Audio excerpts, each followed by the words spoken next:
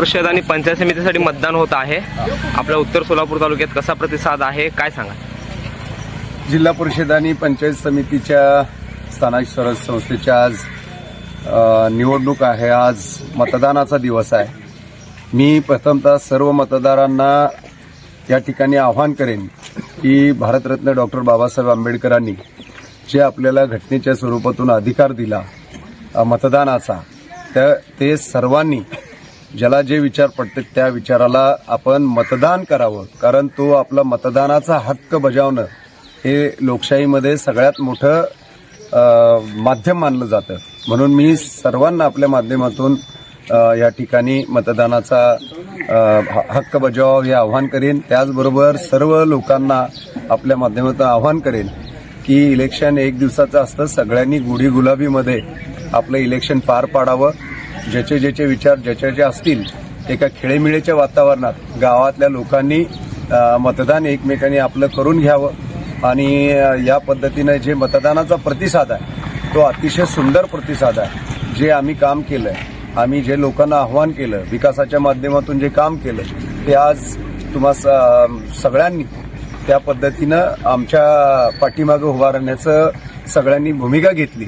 परंतु मी तरी सुद्धा आपल्या माध्यमातून सगळ्यांना आवाहन करेन की आपण आपलं गाव छान असावं, सगळ्यांनी गोडी गुलाबीत राहावं असं आपल्याला मी आवाहन। 4.5 म्हणजे 4 तासात किती टक्के मतदान झालं, एकंदरीत आकडेवारी काय प्रतिसाद? 4 तासामध्ये जवळपास 22% पेक्षा मतदान काही ठिकाणी गेलंय, काही ठिकाणी 28-30% सुद्धा मतदान गेलंय।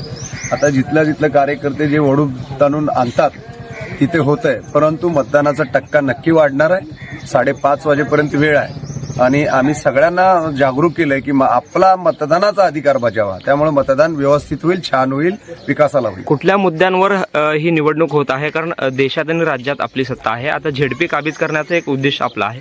देशात आणि राज्यामध्ये हे सरकार भारतीय जनता पार्टीचं सरकार आहे आणि त्यांच्या जे सरकारने काम केलंय ते गावगाड्यामध्ये गरिबाच्या घरामध्ये शेवटच्या अंत्योदयपर्यंत हे काम पोचला पाहिजे, विकास पोचला पाहिजे। मग ते रेशनच्या माध्यमातून असो, या ठिकाणी आरोग्याच्या माध्यमातून असो, त्या ठिकाणी शेतकऱ्यासाठी पानंद रस्त्याच्या माध्यमातून असो, अनेक योजना अशा आहेत की लाडक्या बहिणीसाठी असो, शेतकऱ्यांसाठी खात्यावर पैसे सन्मान, शेतकरी सन्मान योजनेच्या माध्यमातून असो, अशी अनेक कामं या सरकारने केलेली आहेत। मोठमोठे रस्त्याचं जाळं या ठिकाणी सरकारने केलेलं आहे।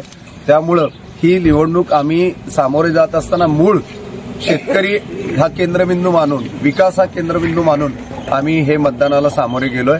आणि मला माहिती आहे की आजपर्यंत देशात, राज्यात, सोलापूर शहरात, नगरपालिकेमध्ये ज्या पद्धतीने लोकांनी कमळ चिन्हाला मतदान केलं, विकासाला मतदान केलं, तसंच जिल्हा परिषदेमध्ये सुद्धा मोठ्या प्रमाणात प्रतिसाद मिळेल आणि जिल्हा परिषद सुद्धा भारतीय जनता पार्टीचाच कमळ फुलेल, यात मला काही अडचण वाटत नाही।